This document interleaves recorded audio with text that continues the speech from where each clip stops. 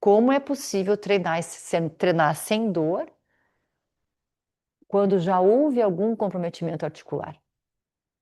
Através do conhecimento integrado entre essas três engrenagens. A mecânica da resistência, que vai causar uma resposta muscular, que vai trazer uma consequência articular. Quando eu falei sobre o estímulo, eu trouxe alguns fundamentos da mecânica da resistência e hoje, com a inércia, foi mais um fundamento.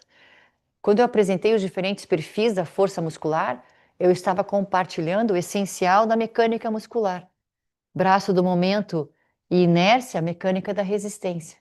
E aqui na aula 4, o assunto é a mecânica articular. Como que a gente vai fazer a integração dessas mecânicas para proteger a articulação? O que a mecânica do exercício faz é integrar essas três engrenagens que interferem uma na outra, e a coisa mais linda, quando vocês começarem a entender, nossa, se eu mudar um pouquinho essa direção dessa resistência, muda completamente o que está acontecendo aqui.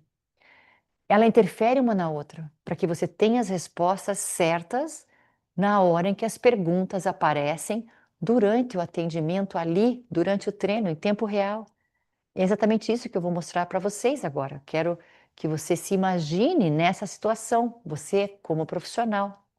Imagine que um cliente vai chegar para vocês pela primeira sessão, primeira vez que vai atender ele.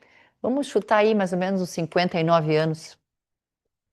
59 anos, tá? Por quê? Porque já não tem mais 30. Ele não tem nenhum histórico de esporte, mas veio porque o médico pediu. Os exames vieram alterados e o exercício entrou na receita do médico. Mas não tem nenhuma queixa de dor, nenhuma queixa de lesão anterior. E você organizou o treino dele com muito cuidado, como você sempre faz. Uma periodização, uma variabilidade, você vai fazer uma avaliação, uma estrutura conservadora. Um dia vai trabalhar membros inferiores, outro membros superiores, outro para o core, ou vai fazer AB ou ABB, você vai escolher o modelo que você vai trabalhar, vai fazer 2 vezes por semana. E no primeiro treino, fez uma pequena avaliação, tudo correu bem, ele fez os exercícios, não relatou dor nem nada. No segundo encontro, você coloca a elevação do ombro com o halter.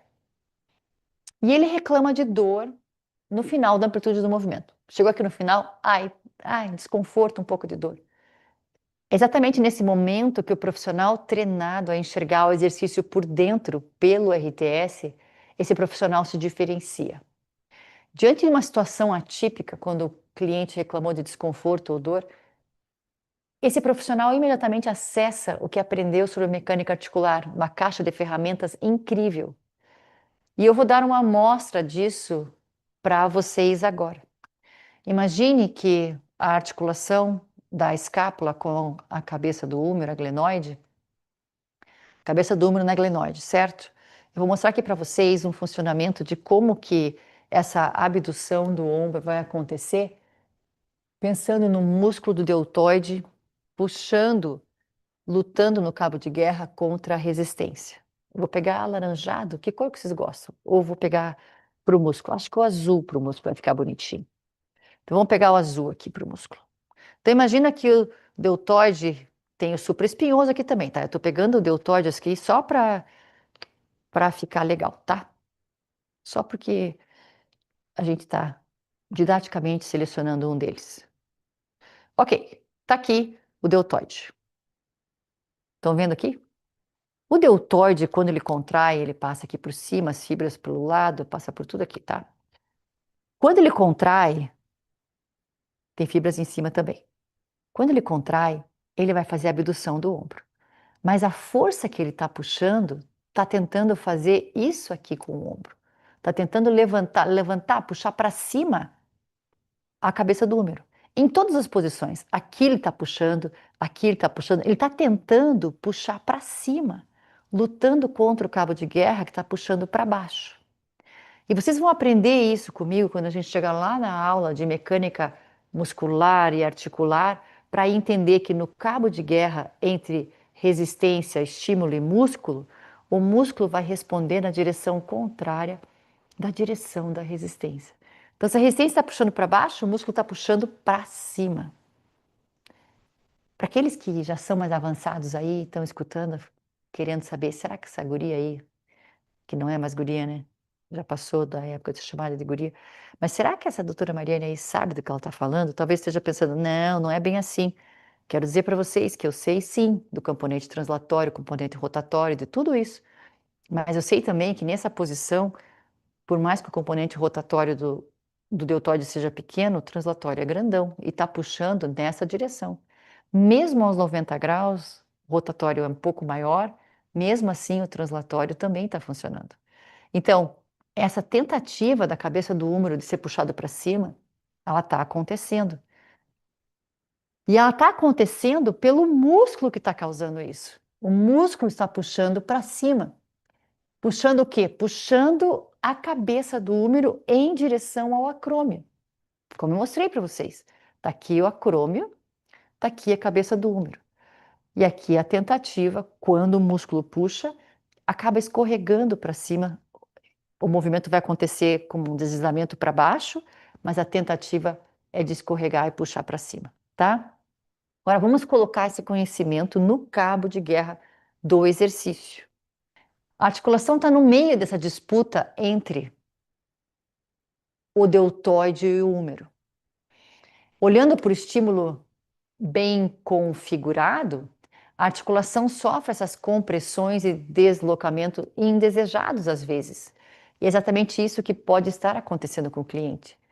Diante de uma hipótese, por exemplo, do cliente sentir dor sem histórico de lesão ou nada antes, eu posso considerar, será que ele tem um acrômio tipo 2 ou um acrômio tipo 3? Eu começo a criar várias hipóteses na minha cabeça. E um profissional treinado pelo RTS revisita mentalmente a mecânica muscular desse exercício e pergunta: em que ponto da amplitude esse músculo tem mais capacidade de gerar tensão? Lembra do deltoide? Em que ponto essa capacidade está reduzida? Nessa situação, eu tenho menos capacidade de gerar força a 90 graus, eu sou mais forte aqui embaixo. Qual o perfil da força muscular daqueles 5 que eu mostrei para vocês ontem? Qual dos 5 se encaixa nessa situação específica? E a gente viu isso ontem, né? De uma maneira simplificada aqui no intensivo. Eu expliquei que a curva da força para a elevação, tipo da força para a elevação, ela começa com, o deltoide começa com mais força e vai perdendo força ao decorrer da amplitude do movimento. Começa com bastante capacidade de gerar tensão e termina com menos. Então eu sou mais forte aqui e mais fraco aqui. O interessante é que ele sente dor aqui, nos 70 até os 90, ele sente mais dor. E é onde eu estou mais fraco. Então, se o profissional que treinou com a RTS faz uma leitura rápida do cenário mecânico e pensa qual é a direção da resistência, como está o perfil da resistência ao longo da amplitude e principalmente o braço do momento está aumentando aonde o músculo está mais fraco. Então tudo isso tem que passar na cabeça do profissional do RTS para confirmar o cenário mecânico que está acontecendo. Quando eu integro as 3 mecânicas, essa hipótese se torna consistente. Eu posso pensar, o cliente pode ter um acrômio tipo 2 ou tipo 3. Como o perfil da resistência está invertido nesse exercício, no cabo de guerra do exercício, o músculo está tendo que puxar demais para vencer a disputa e realizar o movimento que está pedindo. Essa força exagerada lá dentro está deslocando o húmero em direção ao acrômio, ainda mais se por acaso esse movimento for muito acelerado. E às vezes a dor que o cliente sente pode ser exatamente por isso, especialmente porque ele não reportou nenhum histórico de lesão antes dessa tua sessão. Às vezes pode ser porque simplesmente o perfil está desencaixado e ele pode ter um acrômio, uma idiosincrasia na escápula dele. Então, diante de evidências assim, uma hipótese começa a ganhar peso. O estímulo está mal configurado para aquela pessoa naquele exercício. Então, qual é o desafio agora? Vamos tentar reduzir o braço do momento no ponto da dor. E o profissional vai ter muitas opções, mas escolhe pedir para o cliente, por exemplo, deixar o halter de lado e pode talvez tentar pegar a polia. Mesmo músculo, mesmo objetivo. O que que acontece? Ele executa o movimento sem dor. Por que que ele executa o movimento sem dor? Porque parte da resposta está no desafio que você deveria ter realizado ontem e vamos retomar aqui mais um pouco para frente. Vejam que eu agora, né, uma pergunta super importante para você. Isso significa que todo mundo com dor no ombro deve fazer elevação lateral na polia? Não, vocês viram aqui, por exemplo, que eu posso trocar a posição da pessoa no espaço e também tem um efeito diferente do perfil da resistência, certo? Significa que, na verdade, naquele momento, para aquele cliente, integrando as três mecânicas, essa foi a configuração mais apropriada. E tem um detalhe que não pode passar despercebido, gente, que a gente não pode deixar de lembrar. A maioria dos profissionais, ao ver esse resultado, quando a gente tem dor, ele simplesmente simplifica e conclui que foi a troca de material que resolveu o problema. Simplesmente coloca a polia e resolve o problema, né? O halter causava dor, a polia não causou dor, então a polia é melhor e causa efeito. Não é bem assim. A gente não pode fazer isso, porque na verdade, de novo, o próprio halter pode continuar funcionando bem se você mudar a posição da pessoa no espaço. Pensar que simplesmente trocar o material vai resolver o problema, esse raciocínio é superficial demais para quem trabalha com ortopedia aplicada ao exercício. Não basta enxergar o que mudou por fora. Na ortopedia, o que importa é entender o que acontece por dentro. O que o RTS ensina é justamente isso, a visão de raio-x do exercício. Você conseguir enxergar o exercício por dentro, o que está acontecendo por baixo da pele, dentro da articulação, dentro do músculo, ao longo de cada grau da amplitude, com diferentes tipos de materiais. É essa leitura interna que vai orientar a sua decisão. Não é a troca do material em si só por trocar. Tira o halter, põe o cabo. Ou a lista da biblioteca de exercícios, né? Halter, cabo, borracha, barra, máquina. Não, não é bem assim mais. Para deixar isso mais claro, eu vou colocar agora um segundo cenário. Imagine que você está atendendo esse mesmo cliente, mas em um ambiente domiciliar sem polia. Está aqui o resultado. Sem equipamento. E só tem o halter. O que que você vai fazer? Vai trocar a posição dele no espaço. É essa maneira que você vai resolver. Você resolveria o problema da dor no final da amplitude? Sim, porque lembra que no final da amplitude de 90 graus, quando eu estou em pé, o meu maior braço de momento é a 90 graus. Quando eu começo a inclinar, o braço de momento diminui a 90 graus e quando eu chego em decúbito lateral, é o menor braço do momento a 90 graus. Então, mudando a posição do cliente no espaço, mesmo usando o halter, vai trazer esse resultado que você quer. Nosso foco é a posição final, porque foi nessa posição, nessa parte da amplitude, que ele reclamou de dor, certo? Então vamos olhar aqui. Na primeira opção, o braço do momento está maior. Na segunda opção, está médio.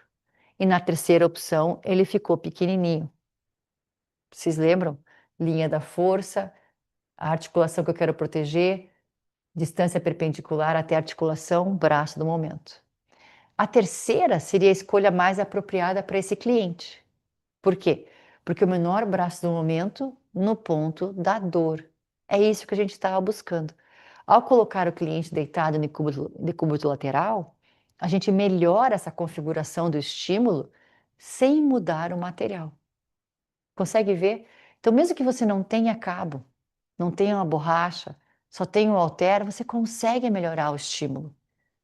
Então, não é a escolha da polia ou do halter, mas como você configurou cada um deles. Nesse caso, a gente configurou o estímulo através do comprimento do tamanho do baço do momento. Eu imagino que a essa altura já tem até gente anotando aí. Para parar a dor no ombro, fazer elevação lateral deitado de lado, decúbito lateral. Não, não façam isso, gente. Não é isso. Aliás, é comum que nesse estágio de evolução pessoal sua, A gente ainda está buscando uma resposta pronta, mas não existe essa resposta. Não existe um exercício para uma queixa única. O que existe é uma configuração do estímulo que, para esse cliente, nesse contexto, permite o fortalecimento muscular sem dor e sem colocar a articulação em risco. Mas, gente, você precisa entender essa configuração de cada detalhe desses princípios para você criar para cada cliente. Porque se esse cliente continua fazendo elevação do ombro com o perfil da resistência invertido, a chance de lesão é real. Isso realmente pode acontecer. O acrômio dele favorece exatamente esse tipo de comprometimento. Se ele tiver um acrômio tipo 2 ou 3, ele vai começar a desenvolver uma inflamação naquela articulação. E esse é somente um exemplo. O que a gente ensina no RTS é a construir respostas específicas para a individualidade ortopédica de cada pessoa, as idiosincrasias e as articulações específicas de cada um.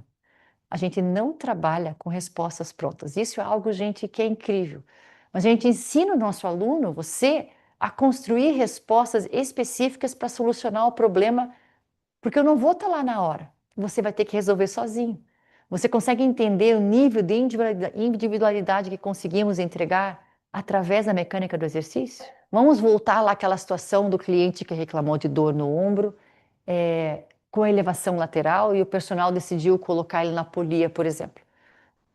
Por que será que na polia ele executou a elevação do ombro e não sentiu dor? Vamos conversar sobre isso. Basta colocar qualquer pessoa com dor na polia, está tudo resolvido, que nem a gente escutou na aula 1, naquele primeiro desafio, que a polia é mais suave nas articulações? Ou existe alguma configuração que precisa ser feita nessa polia? Nesse momento, quem está aí preso no modelo tradicional da prescrição de exercício vai querer simplificar e dizer: a polia então é bom para dor no ombro. Não! Não, não saiam daqui dizendo, a Mariane disse, a doutora Mariane disse que tem dor no ombro tem que fazer exercício na polia. Não, eu não estou dizendo isso, por favor. Nem que é boa, nem que é ruim. O problema não é a polia e a parte boa não é a polia, se consegue entender?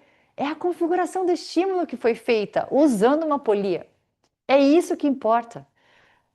Se você vai colocar 90 graus ou 75 graus ou a 0 graus, cada posição dessa vai dar um efeito diferente no músculo e vai dar um efeito diferente na articulação. E quem é que vai determinar isso? Você, da maneira que você quiser. A pergunta é: o que você quer? A partir daquilo que você quer, baseado na necessidade do seu cliente, você vai criar o estímulo da maneira que você só vai fazer isso para esse cliente. Vai ser totalmente customizado para ele. Vamos fazer análise da altura da polia. Nessa posição, o cabo está fazendo 90 graus com o braço da pessoa. Tudo bem. Mas o braço da pessoa não é o que é relevante para a gente aqui. O que é relevante para a gente aqui é a linha da força, que é a direção da resistência, que é isso aqui, e o eixo, que é a articulação que eu quero proteger. Então, essa relação é relevante para mim. E eu vou traçar uma linha reta entre essa articulação que eu quero proteger e essa linha da força, essa direção da resistência. E essa linha reta precisa fazer um ângulo de 90 graus com a direção da resistência, com a linha da força. Então, essa linha que sai do eixo, sai da articulação e vem até a direção da resistência, a gente chama de braço do momento. E por definição, braço do momento é a distância perpendicular de 90 graus entre a linha da força e o eixo, tá? Por que eu coloquei aqui? Porque nessa posição ele não tem dor. Se ele não tem dor, um braço do momento maior está deixando mais pesado.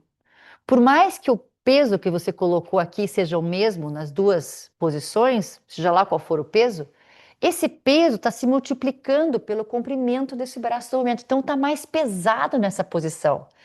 Só que nessa posição, duas coisas maravilhosas estão acontecendo. Nessa posição, o músculo tem mais força, tem mais capacidade contrátil, tem mais capacidade de gerar tensão. Por quê? Por causa do perfil da força muscular que o Tom ensina a gente. Nesse músculo, nessa posição, o deltoide tem mais capacidade de atenção aqui. A 90 graus, ele diminui bastante, ele fica bem mais fraco. Então, é claro que se ele tem mais capacidade de atenção, ele vai aguentar mais pesado. E ele vai levantar o peso, não tendão, ligamento e outras estruturas. E não a inércia, não vai precisar arremessar, porque o músculo consegue levantar. Quando chega aqui em cima, eu vou encontrar a mesma articulação que eu quero proteger, tá aqui a articulação, e vou encontrar aquela linha reta, que é o braço do momento, entre essa articulação, formando esse ângulo de 90 graus com a direção da resistência, com a minha linha da força que está aqui, que eu vou desenhar para vocês. Que nessa situação, como é o cabo, estou usando um cabo, é o próprio cabo. Lembra que com o halter era a gravidade puxando para baixo. Então, a 90 graus, aonde eu tenho dor, o braço do movimento diminuiu. Então, com a mesma quantidade de carga, aqui está mais pesado, aqui está mais leve. Então, nessa posição, o impacto na articulação é menor. Por quê? Porque o braço do momento é menor. Estão comigo? Então, eu escolhi 90 graus aqui porque eu estou olhando a posição final. Eu estou olhando a posição, o comprimento desse braço do momento, nessa posição que estava doendo. Eu posso até, se eu quiser, levantar essa polia até um pouquinho mais aqui, se eu quiser. E trazer esse cabo mais alto ainda, para diminuir ainda mais esse braço do momento. Eu posso chegar até a zero, se eu quiser. E isso é incrível, porque durante 90 graus de movimento, você tem uma resistência, vai diminuindo, chega a zero aqui. Mas eu consigo chegar nessa posição com zero, só com o peso do braço. E sem dor. Quer dizer, você vai ter que ver o seu cliente, é claro, né? Eu estou mostrando um exemplo para vocês que é você que decide isso, Karen. E você vai decidir isso em tempo real com seu cliente baseado nos princípios da mecânica do exercício. Isso é incrível. Isso torna o nosso trabalho um valor excepcional. Não tem um cliente que não atenda, não tem um cliente que os nossos clientes, que os nossos alunos não atendam, que não digam o tempo todo, nossa, o que vocês fazem é muito especial. E é mesmo. E você vai aprender a fazer exatamente isso. Então, mudei a posição da polia. Trouxe a polia mais para baixo. A polia mais embaixo, eu vou fazer o mesmo processo. Cadê meu amarelo? Vamos começar com o amarelo. Polia mais embaixo. Essa direção da resistência está aqui. Eu vou encontrar a minha articulação que eu quero proteger. A articulação que eu quero proteger. Linha da força que a direção da resistência. Está muito ruim isso aqui. Se eu fizer mais rápido. Tá bom. Vocês estão vendo que eu não consigo fazer uma linha reta aqui. Ok. Aonde que dói? 90 graus. Aonde é que eu vou me preocupar? Então, 90 graus. O que eu preciso? Eu preciso tentar que essa pessoa consiga chegar a 90 graus sem dor. Como é que eu vou fazer isso? Eu vou tentar manipular o braço no momento para chegar aqui menor. Se a polia estiver mais embaixo, Karen, olha que legal. Agora eu tirei dos 90 graus a polia, tirei da altura do quadril da pessoa. Então está mais para baixo. Assim mesmo eu vou ter que encontrar os 90 graus para encontrar o braço do momento. E não se percam, por favor. Quer dizer, não. Eu sei que é bastante coisa, mas eu estou ensinando de uma maneira didática que eu acho que vocês estão acompanhando, tá? Então eu vou estender essa linha da força, essa direção, como eu já fiz em outros exemplos antes. Eu vou encontrar a articulação que eu quero proteger, eu vou encontrar 90 graus e vou. Opa, ficou bem fora. E vou atravessar o eixo aqui. Não vale dar risada da professora, porque errou aqui, ó, a linha. Mas vocês estão acompanhando, vocês estão entendendo. Aqui 90 graus com essa linha da força. Então tá aqui o comprimento do braço no momento, nessa posição. Quando chega 90 graus, que eu estou de olho no 90 graus. 90 graus é a posição que eu tenho que cuidar. Eu vou encontrar novamente a articulação e vou traçar essa linha até a articulação. Vejam que interessante, ficou um pouco maior. Esse comprimento do braço no momento ficou um pouco maior do que o anterior, quando a polia estava mais alta. Isso fala para mim alguma coisa. Se eu coloquei esse comprimento e ele não teve dor, tá tudo certo, pode fazer aqui. Mas se eu coloquei aqui, ele teve ainda teve desconforto e dor, eu posso subir um pouco mais, e subir um pouco mais, subir um pouco mais, porque vai diminuindo, diminuindo, diminuindo o comprimento desse braço do aumento. Estão entendendo o raciocínio? Estão entendendo que arte que é isso? E você vai poder fazer isso em todos os exercícios, para todas as articulações, com todos os materiais, com tudo que você pode fazer. Agora vamos ver aquela mais tradicional. Não, essa aqui é ainda mais alta, como eu mostrei para vocês. Tá aqui a polia. Tá aqui a polia. Eu vou colocar a linha da força. Tá aqui a polia. Eu vou colocar a linha da força. E encontrei a articulação. Olha que legal. Eu encontrei a linha da força. Encontrei a articulação que eu quero proteger. E olha que legal, gente. Vou começar com um braço do momento grande. Tá? Braço do momento grande. Aonde eu sou forte e não tenho dor. E como eu subi a polia, eu chego aqui no final, zerei o braço do momento praticamente. Isso é incrível, porque a 3 graus antes de chegar nessa posição, eu ainda tenho estímulo, mas quando chega na posição que está doendo, ele para, o estímulo cessa e eu consigo trabalhar nessa posição. E é você que vai fazer essa mágica acontecer. É você que vai conseguir transformar esses exercícios em exercícios eficientes, que vai proteger a articulação dos seus clientes e que vai trazer o benefício da força muscular que ele precisa, protegendo a articulação que ele também precisa. Vocês viram que legal isso? Vocês viram que não é simplesmente uma elevação lateral? Aliás, uma cadeira extensora, por exemplo, é um exercício que as pessoas dizem: nossa, não tem nada para pensar aqui, só sentar e empurrar. Não, não, não, não, não. Se você entender tudo que a cadeira extensora faz, você nunca vai fazer a mesma cadeira extensora. Cada vez que você fizer, você vai dar um estímulo diferente, mesmo com a mesma máquina. Isso torna o trabalho de vocês, que eu já falei 10 vezes, Mastercard. Não tem preço os resultados que vocês vão ter, tá bom? Então vamos colocar os 3 aqui agora juntos. Vamos pôr os 3 juntos para a gente poder comparar. E vocês, novamente, já cheguei a essa conclusão com vocês sozinhos. Mas vamos repetir para ficar gravado na cabeça de vocês. Conseguiu ver a diferença que não é a altura da polia? Que a altura da polia não é uma regra, é uma decisão que você vai tomar.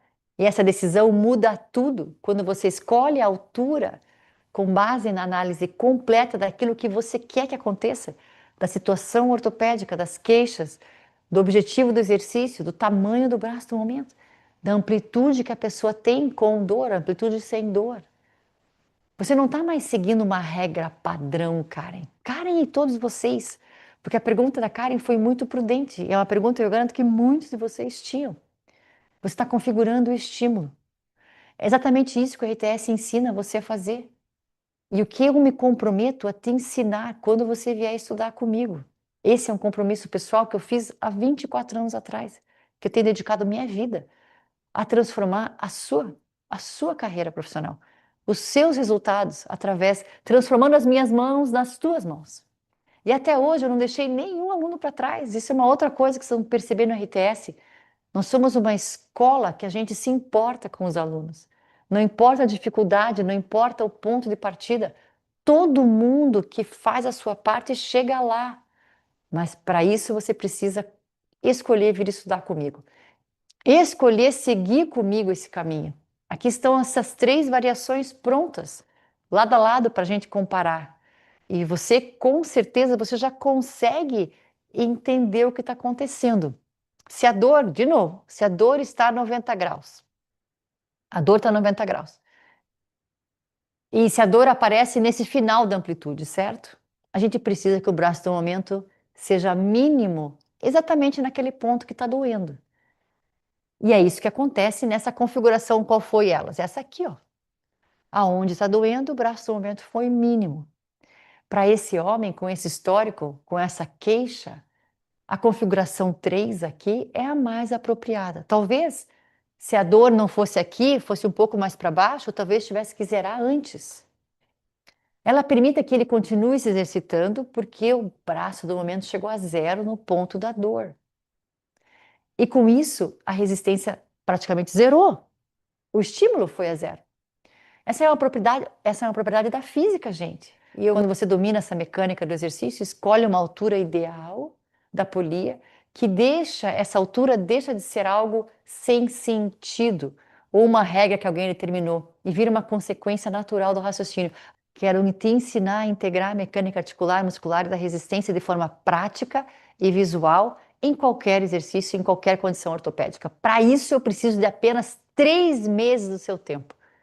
Se você me der 3 meses, eu transformo a tua carreira. É verdade. Isso não é uma promessa sem fundamento. Você chegou até aqui porque algo na sua prática ainda não fechava. Você ainda tem perguntas. Você atende bem os seus clientes, com certeza seus clientes gostam de você. Você é dedicado, porque você está aqui, você mostra que você é dedicado. Você quer entregar o melhor para o seu cliente. Mas quando chega uma dor no joelho, por exemplo, uma prótese de quadril, uma limitação que você nunca viu na faculdade, bate uma certa insegurança, certo? Uma insegurança que você até disfarça, mas sente. Eu também já tive muita insegurança na vida quando eu ia atender clientes, até pacientes na fisioterapia. Mas quando o raciocínio da mecânica está dentro da gente, a gente consegue resolver.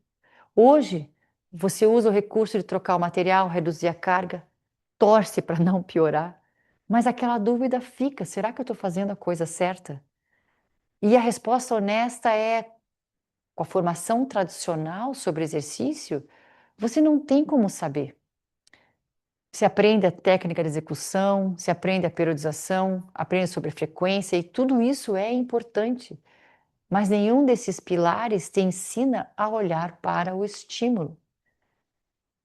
Realmente não ensina, gente. O RTS é a única escola do mundo que ensina isso.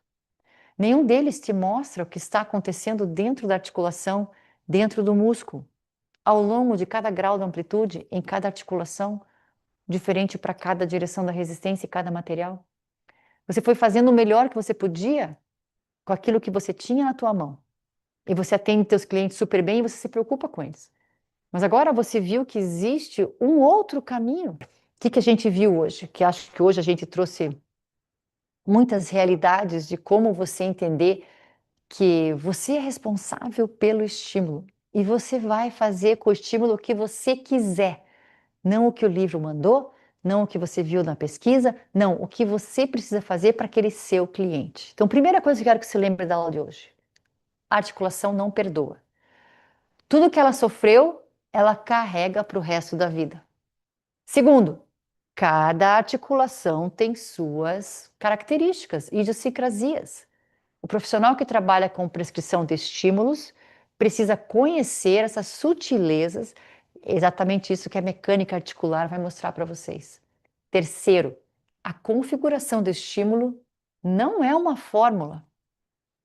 Ela é uma resposta direta ao que você está observando naquele momento, e a mecânica articular, a mecânica muscular e a queixa do cliente vai levar você para o caminho que você precisa fazer para configurar esse estímulo. E quarto, tudo isso acontece de forma natural, automática e visual, porque eu vou te ensinar a treinar como enxergar e decidir na hora certa, em tempo real.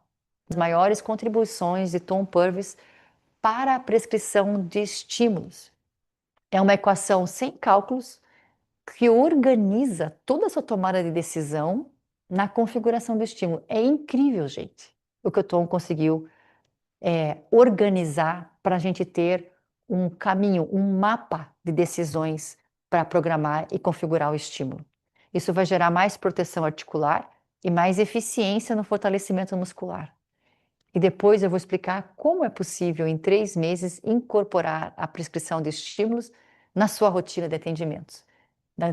Nos atendimentos dos clientes com maior tolerância, aqueles mais desafiadores, aqueles que têm estrutura de atleta e aqueles que já não têm tanto. A ação do exercício no RTS, ela não tem nada a ver com números, não tem a ver com conta, calculadora, matemática.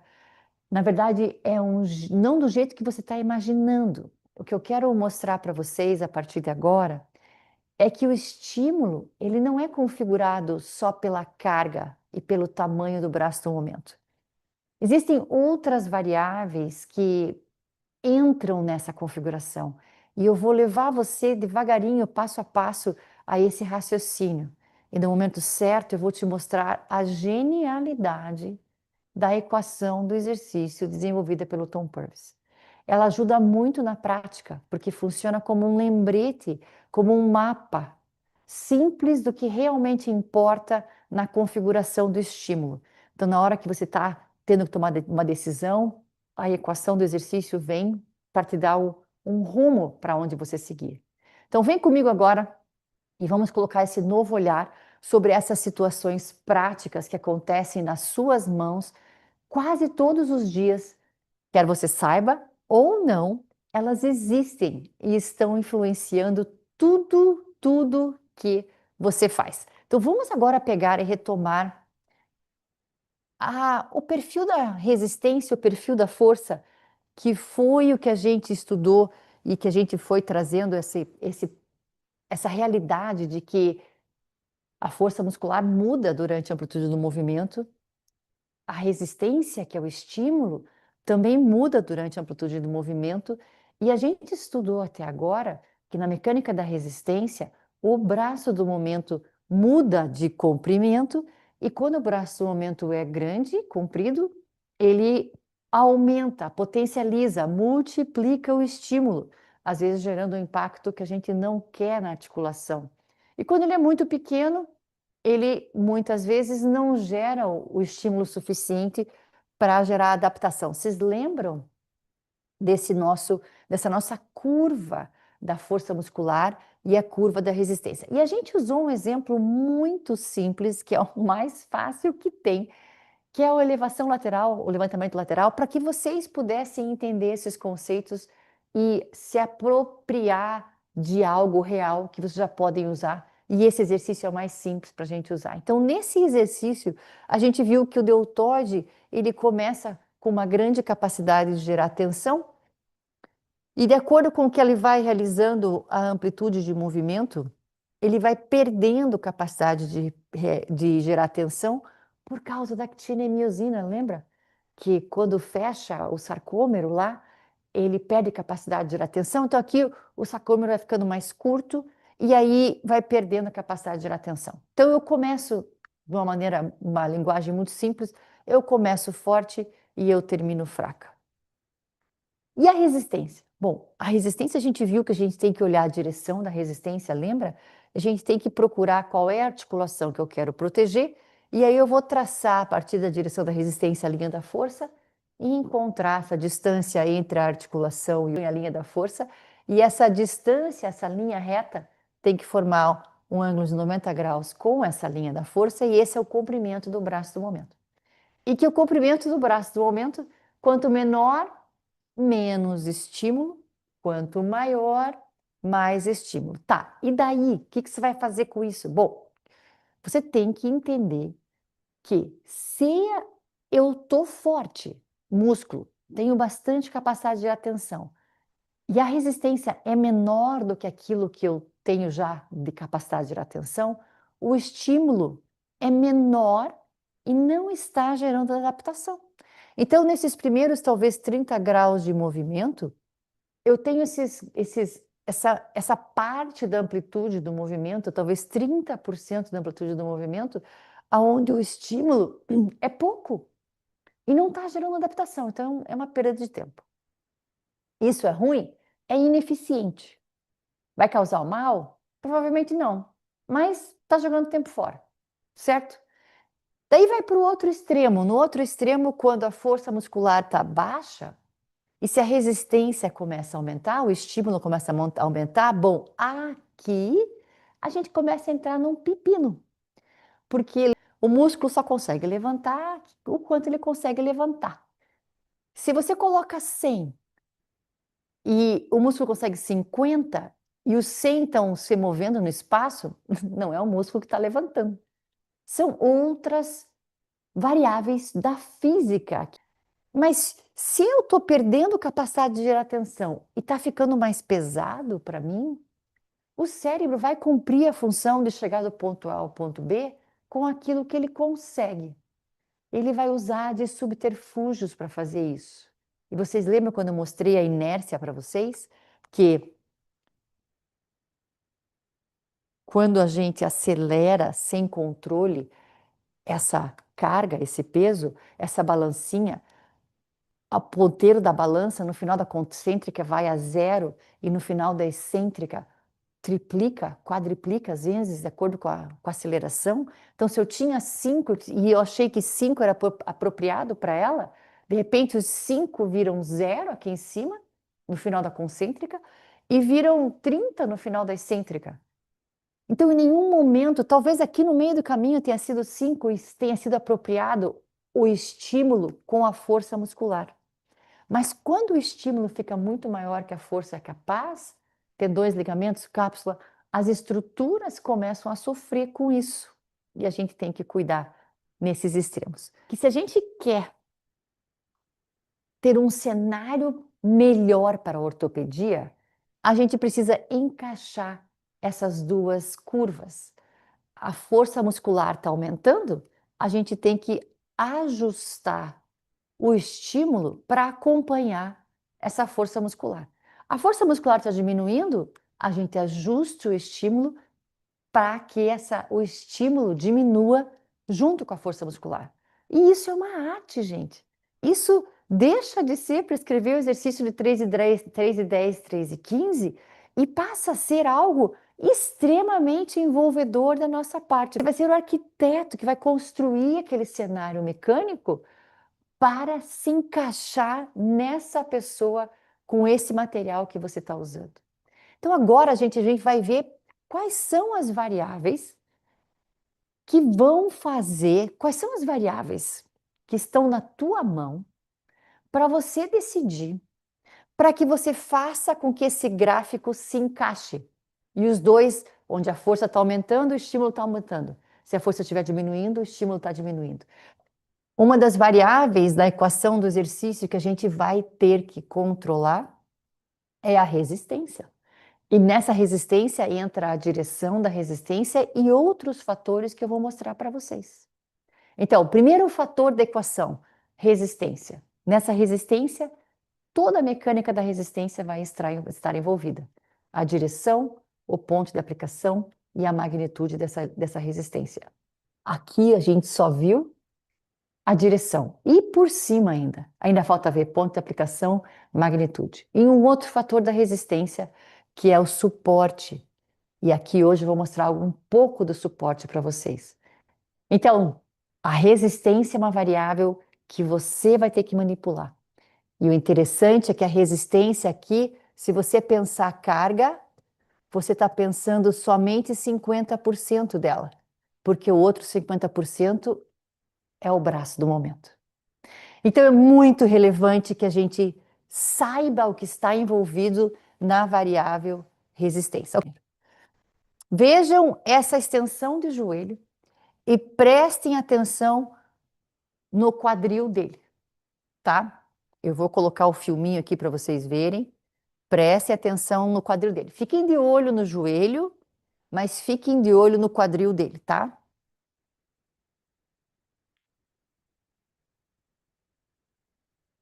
Olha o que vai acontecer. O que aconteceu com o quadril dele? Vou fazer de novo. Olha o quadril. Opa! Vocês viram o que aconteceu? O quadril dele, pum, levantou aqui na cadeira extensora. Isso é errado? Depende do teu objetivo. Mas essa é uma variável que você vai precisar controlar. Qual é ela? A variável que a gente vai chamar posição. E esse P de posição na equação quer dizer todas as articulações que devem estar paradas. Paradas. Então, quando você faz uma extensão de joelho, seja com a borracha, com a caneleira, não é a melhor opção, porque o perfil da resistência está ao contrário do perfil da força muscular. Mas quando você faz uma extensão de joelho, você quer o movimento aconteça na articulação do joelho e você não quer nem que a tua coluna se movimente, nem que o teu quadril se movimente, certo? Então, é muito importante que, quando você colocar, arquitetar, projetar o cenário mecânico do exercício, você determine quais articulações eu quero que se mova e quais precisam estar paradas. E aquelas que precisam estar paradas devem permanecer paradas durante todo o exercício. Por que vocês acham que essa articulação moveu? Ou por que vocês acham, durante a mesa flexora deitada em decúbito ventral, se vocês percebem o tempo todo que o quadril da pessoa levanta, né? Por que vocês acham que isso acontece? A pessoa está roubando. Mas por que a pessoa está roubando? Porque quer? Não, não, preste atenção, porque isso é muito relevante. Essa posição não consegue manter parada quando o perfil da resistência está ao contrário do perfil da força muscular. Se está ficando pesado para ele estender o joelho e ele não consegue terminar a extensão do joelho, o músculo só consegue levantar aquilo que ele consegue levantar. Se ele não consegue levantar mais, mas ele quer cumprir a tarefa de levar até o final da amplitude, o que ele precisa fazer? Ele precisa ficar mais forte. Quem? O músculo precisa ficar mais forte, porque a resistência está ficando mais pesada. Como ele vai fazer isso? Ele vai levantar o quadril. Mariane, como que acontece isso? Vem estudar comigo. Porque daí a gente tem que olhar na mecânica muscular, lá nos sarcômeros, lembra? Quando o sarcômero está chegando na posição muito curta, está ficando fraco. Está acontecendo isso exatamente aqui, está ficando fraco. Se ele levantar o quadril, alonga um pouquinho o sarcômero do reto femoral, ganha um pouquinho de força. Então, a variável P da equação, eu preciso controlar. E não é só controlar, eu preciso determinar o que eu quero com ela. Mariana, eu quero que o quadril se mova. Tá bom? Se você encontrar um objetivo para isso, tá certo? O que a gente não pode mais fazer é não controlar, porque a gente não conhece. E a gente então não cuida. É algo que está roubando o nosso resultado e a gente não sabe nem que esse ladrão existe e está aqui presente o tempo todo. E você pode mudar esse cenário. Como? Eu tenho que saber o que eu quero que fique parado, e daí eu vou ter que usar de recursos muitas vezes, que se chama R de restrição. E aqui eu nem vou entrar nesse assunto porque é muito profundo, vocês vão aprender quando vocês vierem estudar comigo. Mas a posição parada às vezes exige restrição. E essa posição parada é uma variável que eu preciso controlar. Qual é o movimento que a gente quer? Extensão do joelho. Então, existe um movimento, e essa é outra variável que a gente vai precisar determinar. O que eu quero fazer com o movimento? Sempre que eu faço essa pergunta, a primeira coisa que vem na cabeça é exercício é movimento organizado. Exercício é movimento. Exercício é saúde, daí vem todos os resultados do exercício, que é saúde, bem-estar e todo o resto. Força, todo o resto vem como resultado do que o exercício realmente é, que é força na estrutura. Mas todo mundo falou, pensa, movimento. E movimento faz parte. Mas o movimento não faz parte porque envolve movimento. O movimento faz parte porque é uma decisão que você vai tomar se você quer que haja movimento ou não. Porque se não houver movimento com uma prancha abdominal, por exemplo, ainda assim é exercício, e ainda assim existe estímulo, e ainda assim existe a resposta muscular, e ainda assim existe o fortalecimento e todos os resultados que a gente quer com o exercício. Eles estão presentes mesmo sem a presença do movimento. Mas você vai ter que decidir. Não só você vai ter que decidir, por exemplo, como uma prancha abdominal que não existe movimento nenhum, como agora vem uma realidade incrível. Você vai ter que decidir também, quando existe movimento, o quanto de movimento você quer dizer a amplitude do movimento que você vai caminhar, se é 30 graus, 60 graus, 90 graus, 120 graus. E daí você tem que pensar nas articulações que você quer que se mova, nas articulações que você quer que fique parada. Por exemplo, numa flexão de cotovelo, numa rosca direta. Qual articulação que, obviamente, você quer que se mova? Cotovelo. Você quer que o ombro se mova também? Quando o cotovelo se move no espaço, não é o cotovelo que está se movendo no espaço, é o ombro que está fazendo a flexão e extensão. Eu sei que a gente enxergando a articulação se mover no espaço, parece que quem está se movendo é o cotovelo. E o cotovelo está fazendo realmente a flexão e extensão, Mas se eu manter uma posição de flexão e eu mover o ombro, o meu cotovelo está se movendo no espaço porque o ombro, a articulação do ombro está gerando esse movimento. Todo mundo comigo, né? Então, se eu quero que só o cotovelo, que o movimento só exista no cotovelo, eu tenho que determinar quais articulações eu não quero que exista movimento. Então, eu não quero que exista movimento no ombro, então fica parado o ombro. Eu não quero que exista movimento no quadril, eu não quero que exista movimento na coluna. Mariana, mas a flexão do cotovelo, a rosca não envolve quadril, não envolve joelho, não envolve tornozelo. Preste atenção nessa, então. E digam para mim que vocês não veem isso em 98% das pessoas na academia. Olhem o tronco dele movendo. Não é o tronco que está movendo, é joelho, é quadril, é tornozelo. Por quê? Porque ele está se movendo no espaço, ele está fazendo isso. E ele está fazendo pouquinho. Se tem aqueles ainda que fazem a flexão do quadril com a flexão do joelho junto. Vocês não é momento de vocês aprenderem esse princípio e a profundidade disso, mas o princípio da inércia nos diz que a articulação que move a massa da carga leva à inércia. E vocês vão ver que essa é a maior parte do estímulo. Então, se você mover com o quadril, o halter, sem mover o cotovelo antes, já tirou 30% da ação, do efeito do exercício, do efeito desse estímulo para o bíceps. Então, se eu quero que o quadril fique parado, se eu quero que o joelho fique parado, se eu quero que o tornozelo fique parado, e eu só quero que mova o cotovelo, eu tenho que falar para a pessoa e ensinar, e eu tenho que garantir que o perfil da força muscular, o perfil da resistência se encaixam, porque o músculo só consegue levantar aquilo que ele consegue levantar. E se estiver exigindo mais do que ele consegue levantar, ele vai ter que usar joelho, quadril, tornozelo, todo mundo para ajudar a levantar esse peso. Por quê? Porque o perfil da força não está encaixado com o perfil da resistência. Então eu tenho que decidir qual articulação que se move, qual articulação fica parada. E o movimento, uma das variáveis que vocês vão aprender que influenciam diretamente é a quantidade de guia, o quanto esse movimento é guiado ou não. A posição, já falei, vai ser a restrição e a resistência é o suporte. Gente, sabe qual é a coisa mais louca? Não é nem louca, a coisa mais séria de tudo isso. O movimento vai mudar a resistência. Como assim, Mariane? Se você acelerar o movimento, a inércia vai fazer com que os 5 quilos virem 0 ou virem 25. É muito interessante, gente.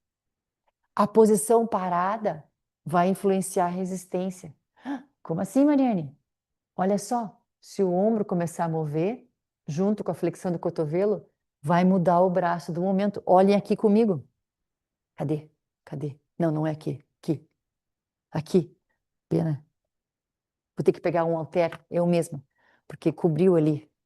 Olhem aqui, que interessante isso. Flexão no cotovelo, certo? Lembra que eu falei para vocês? Se a linha da força passa para o outro lado do eixo, já não é mais bíceps, porque passou para o outro lado do eixo. Então veja que é interessante, se eu terminar o exercício aqui, olhem de novo, se eu mover o meu ombro e eu terminar o exercício aqui, e essa linha da força vier para trás do cotovelo, eu mudei a resistência, a direção da resistência mudou e agora não é mais bíceps, é tríceps. Gente, a posição articular muda a resistência, o movimento muda a resistência e isso é incrível. E se a gente não conhece isso, isso está roubando o nosso resultado e a gente está cego. A gente está cego para uma realidade que é nossa profissão. É você que é responsável por esse cenário mecânico. Imagine a quantidade de responsabilidade que a gente carrega. É como se um cirurgião fosse fazer cirurgia e não soubesse a diferença entre os bisturis. É esse o nível de ausência de conhecimento que a gente tem sobre o nossa própria ferramenta de trabalho, que é a resistência, que é o estímulo. Então, esse é o pior cenário. Por quê? Porque o perfil da resistência está ao contrário do que o perfil da força. Então, vamos desenhar essa equação. Exercício é posição parada, movimento, resistência. Posição parada eu vou usar a restrição. O movimento eu vou usar a guia. A resistência, o suporte influencia. Depois a gente vai ter a intenção. A intenção modifica a resistência, modifica o movimento, modifica a posição. Mas aí a intenção, vocês vão ter que vir estudar comigo, porque vocês vão precisar experimentar isso. Se vocês experimentam, se eu falar sobre a intenção aqui, porque a intenção não é ficar pensando, eu quero ficar mais forte, quero ficar mais forte. Não, não é isso, apesar que isso funciona também para outras coisas. Ah, mas não é essa a intenção que eu estou falando. Eu estou falando da intenção, da direção da onde você vai empurrar. E o que você quer fazer com esse peso? Você quer só levantar o peso ou você quer controlar esse peso contra a gravidade? Então, são duas vertentes dessa intenção que eu vou ensinar a vocês para transformar os resultados. Então, através da intenção, você pode usar um músculo para fazer um exercício que aquele músculo nem cruza aquela articulação ou não está em nenhum livro de cinesiologia que ele faz esse exercício, ou pode sequer participar desse movimento. E a gente consegue manipular através da intenção. Então, quando vocês vierem estudar, eu vou mostrar para vocês. Então, essas aqui são as variáveis mecânicas, da mecânica articular, da mecânica muscular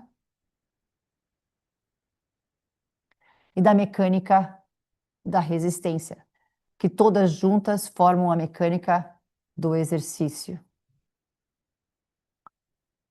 Tá? Então, essas são as variáveis mecânicas. Se você mudar a intenção, você muda a resistência. Se você mudar o movimento, você muda a resistência. Se você mudar a resistência, você muda a resistência. Se você mudar a posição, que pode mudar o movimento, que muda a resistência. Se você mudar a intenção, que pode mudar o movimento, que pode mudar a posição, que pode mudar a resistência. Se mexe numa delas, vai existir um efeito cascata em todas as outras. Quer você saiba ou não. Mexeu numa, o mínimo, mudou um pouquinho a amplitude de movimento, muda tudo. Em, em cascata. Gente, vocês nunca mais vão repetir o exercício. Vocês nunca mais vão ficar contando série e repetição. Eu contei isso para vocês no vídeo sobre como que eu cheguei aqui, né? Depois de 3 anos como personal trainer, eu falava, meu Deus, é só isso? Vou ficar contando série e repetição o resto da minha vida. Fui fazer fisioterapia para tentar ter mais sentido o que eu estava fazendo, porque eu estava cansada em 3 anos de contar série e repetição. Não tinha estímulo mais para minha cabeça. E fazer periodização. Aí fui fazer fisioterapia, sabe o que aconteceu na parte do exercício? É igual. A gente tem outras áreas da fisioterapia que são muito legais, mas quando volta para o exercício, conta a repetição de novo. A história de como eu cheguei no COFITO e pelo fato de que o livro foi publicado pelo COFITO foi exatamente isso. Foi apresent... Foi Deus, na verdade, mas eu apresentei para todos os presidentes, todos os prefeitos do Brasil a realidade de que fisioterapeuta não deveria contar série e repetição. Fisioterapeuta tem que usar a estrutura como parâmetro se faz mais uma repetição ou não. Porque na fisioterapia, se você fizer 15 e na sétima a articulação parada já não está mais parada, se movendo. Ele está arremessando o movimento e está acelerando, usando inércia. Nada mais do que você acha que está acontecendo naquela articulação está acontecendo. E a fisioterapia, na educação física isso não pode acontecer, na fisioterapia menos ainda. E aí que eles pediram para mim, como que a gente faz isso tornar realidade no Brasil? Eu falei, eu tenho que escrever porque a educação tem que vir primeiro. E o livro foi distribuído em todas as faculdades do Brasil e para os fisioterapeutas em forma de e-book quando se recadastraram no recadastramento nacional no COFIT em 2017. 2017. Então, gente, conta série e repetição, qualquer criança de 5 anos sabe fazer, desculpe, mas é verdade. A nossa profissão tem que alcançar um nível maior. Gente, a gente tem que alcançar um nível maior. A educação física está entrando, já entrou na área da saúde, vocês viram isso? E a gente está ganhando cada vez mais relevância. E com isso, meu Deus, a nossa relevância vai lá para cima. Eu escutei de um aluno uma vez, que vocês da fisioterapia que estão aqui escutando sabem que a osteopatia trouxe um nível mais alto para a fisioterapia, e trouxe mesmo. O RTS traz um nível mais alto na prescrição do estímulo, do exercício, tanto para a fisioterapia quanto para a educação física. Eu estou sentindo que está um pouquinho de delay aqui na tela, mas tudo bem, vamos em frente. Então, essas são as variáveis mecânicas que você daqui para frente vai ter que aprender a controlar. E aqui no intensivo eu mostrei para vocês 3% do que fazer isso, tá? Aqui embaixo dessa equação está a fisiologia, que é o esforço, o tempo e a frequência. Então, a periodização está aqui, ó.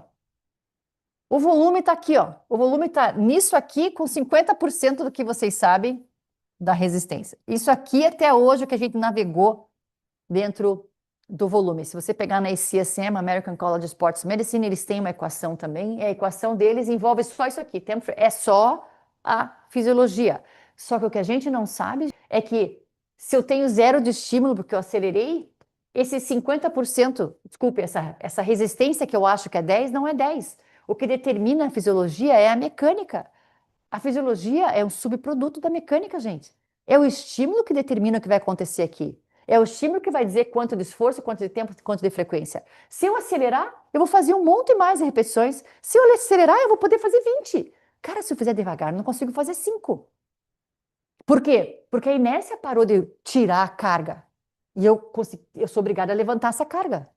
O músculo só consegue levantar aquilo que ele consegue levantar. Gente, tudo isso aqui é a coisa mais linda do mundo.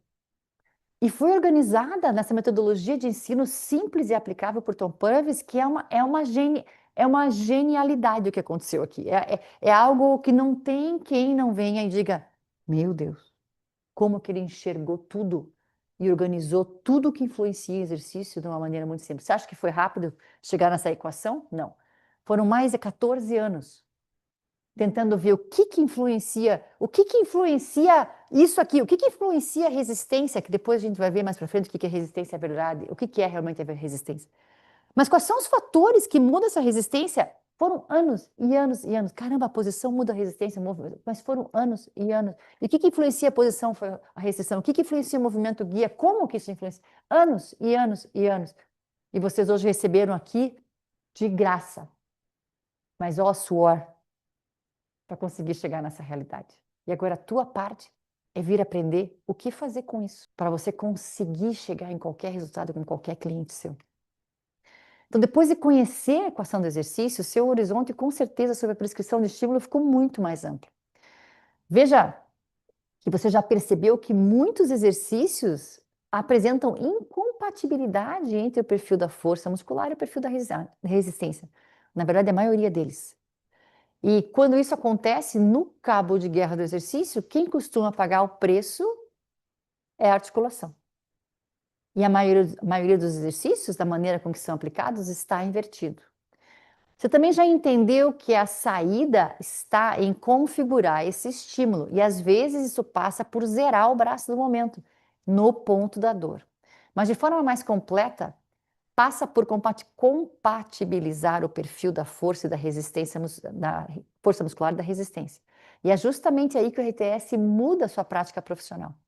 Porque dentro da prescrição do exercício, você não consegue fazer isso. Mas na prescrição do estímulo que o RTS ensina, você começa a encontrar respostas para uma das perguntas mais importantes do dia a dia. Como que eu posso proteger a articulação do meu cliente de lesões e, ao mesmo tempo, dar para ele o resultado na musculatura que ele quer e que ele precisa? A resposta está sempre na configuração do estímulo, através da equação. É isso que permite proteger articulações, treinar pessoas sem dor, fortalecer pessoas com limitações ortopédicas, evoluir pacientes com múltiplas incapacidades e ainda tornar mais eficientes os treinos para hipertrofia. Tudo isso por meio da mecânica do exercício.